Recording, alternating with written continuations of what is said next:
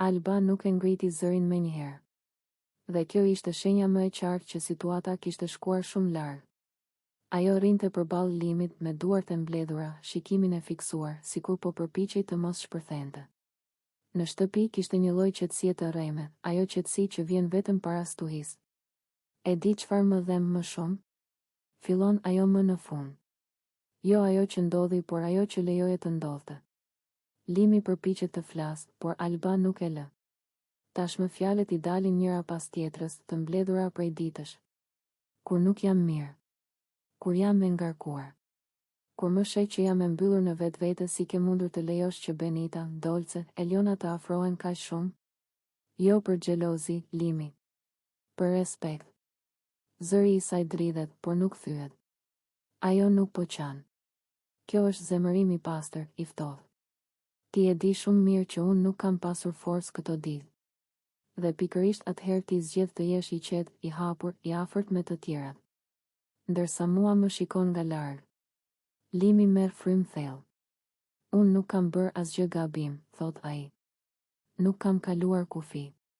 Gabimi yt është se nuk i ke vënë kufit, ja pret Alba. Sepse kur një grua nuk ndihet mirë, burri që i qëndron pranë nuk shpërndahet. Qëndron.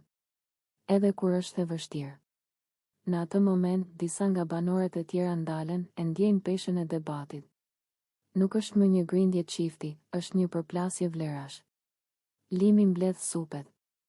Unë jam shkuar për krah femrave të shtëpisë sepse këtu të gjitha janë në presion. Nuk kam dashur të përjashtoj askën. Alba qesh shkurt. Jo nga humori, nga zhgënjimi. E shikon? Pikërisht kjo. Gjithmonë në të gjitha. Kur unë. Kur unë jam keq, nuk dua që ti të jesh hero i shtëpisë. Dua që të jesh njeriu im. Heshtje. Një nga ato heshtje që zgjasin më shumë se fjalët. Ti ke qenë aty për të tjerat, vazhdon Alba. Ke dëgjuar, ke buzëqeshur, ke dhënë mbështetje. Ndërsa unë kam parë nga larg dhe jam ndjerë e tepërt. Sikur po kërkoja diçka që s'ma ke më borxh. Limi duket i ndarë mes mbrojtjes dhe f. Ai, nuk kam dashur të të lëndoj. Por e ke bërë, i thot ajo qetë. Jo me veprime të mëdha. Por me mungesë. Debati nuk shpërthen. Ai zgjatet. Rrotullohet. Kthehet në të njëjtat pika. Alba flet për ndjesinë e të qenit e lënë mënjan. Limi flet për nevojën për të qenë korrekt me të gjithë. Askush nuk ka plotësisht gabim, dhe pikërisht kjo e bën më të dhimbshme. Unë nuk po të kërkoj të largohesh nga njerëzit, thot Alba në fund. Po të kërkoj të dish ku qëndron kur unë nuk jam mirë. Limi e shikon. Për herë të parë nuk ka përgjigje të menjëhershme. Në shtëpi, energjia ka ndryshuar.